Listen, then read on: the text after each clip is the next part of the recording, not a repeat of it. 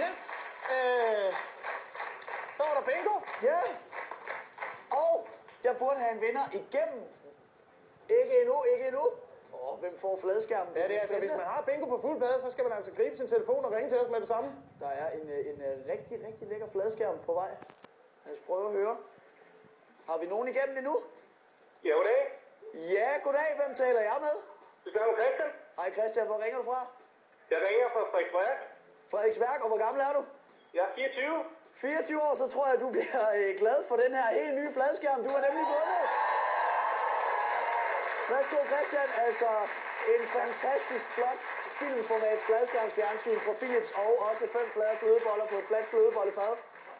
Det lyder jo fantastisk. Der er også en Blu-ray-afspiller med. Men det lyder fantastisk. Sådan. Jakob, jeg tror, du har nogle flere. Ja, du skal have noget mere, Christian, fordi jeg synes også, du skal have noget at stille din fladskærm på, ikke?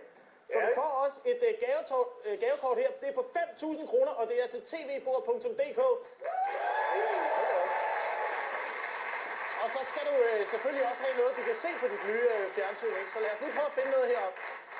Der er en dejlig DVD-pakke her. Du får Årgang 0, du får Bubber BS, du får Hotellet, du får Uffe Holm Show, og du får Slemme Piger og super meget Jonathan Spang.